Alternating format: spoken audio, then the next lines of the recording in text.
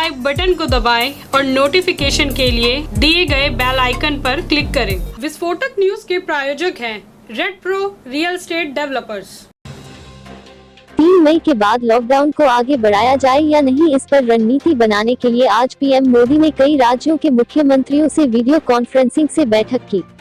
इस मीटिंग को लेकर मीडिया रिपोर्ट में कहा गया है कि 3 मई के बाद कोरोना वायरस हॉटस्पॉट वाले इलाकों में लॉकडाउन बढ़ाया जा सकता है। हालांकि ग्रीन जोन में लॉकडाउन के प्रतिबंधों और तौर तरीकों को लेकर 3 मई से पहले घोषणा की जाएगी। पीएम नरेंद्र मोदी ने कहा कि आने वाले महीनों में भी कोरोना वायरस का प्रभाव दिखाई देगा। मास्क और फेस कवर हमारे जीवन का हिस्सा होंगे। कहा कि अर्थव्यवस्था की स्थिति अभी भी अच्छी है और इसे लेकर घबराने की जरूरत नहीं है। देश में कोरोना वायरस के मामले तेजी से बढ़ते जा रहे हैं।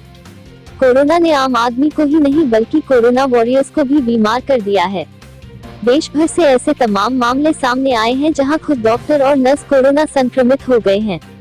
राजधानी दिल्ली में 14 अस्पतालों के 100 से ज्यादा डॉक्टर और नर्स कोरोना संक्रमित पाए गए हैं। रविवार को भी एम्स और सफदरजंग समेत दिल्ली के 5 अस्पतालों में 14 स्वास्थ्यकर्मी कोरोना संक्रमित पाए गए। वहीं एम्स के कैंसर विभाग में तैनात एक नर्स और उसके 2 बच्चे भी कोरोना संक्रमित हो गए हैं।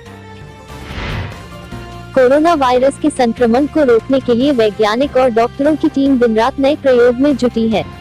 ऐसे में प्लाज्मा थेरेपी ने एक नई उम्मीद जगाई है। प्लाज्मा थेरेपी तकनीक के जरिए एक मरीज का इलाज किया गया जो अब पूरी तरह स्वस्थ है और उसे अस्पताल से छुट्टी दे दी गई है।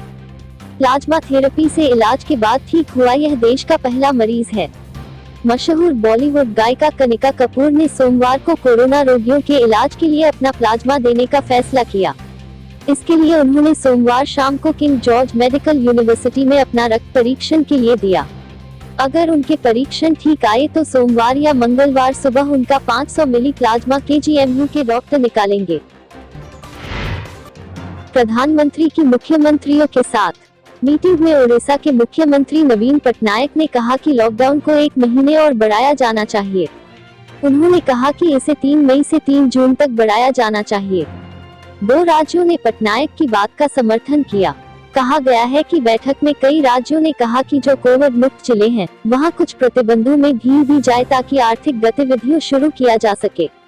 कहा गया है कि सभी राज्य परिवहन के साथ साथ हवाई और रेलवे परिवहन पर प्रतिबंध जारी रखना चाहते हैं।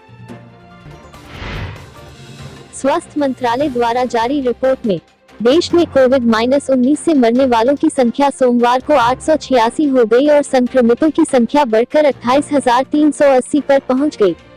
केंद्रीय स्वास्थ्य मंत्रालय के मुताबिक पिछले 24 घंटों के दौरान देश में कोरोना वायरस के संक्रमण से अब तक सर्वाधिक 60 लोगों मौत हुई है, जबकि इस अवधि में संक्रमण के 1463 नए मामले सामने आए हैं। मंत्रालय के अनुसार 21,132 लोग अब भी संक्रमण की चपेट में हैं और इनका विभिन्न अस्पतालों में इलाज चल रहा है। कुल 6,184 मरीजों को इलाज के बाद स्वस्थ होने पर अस्पताल से छुट्टी दी जा चुकी है।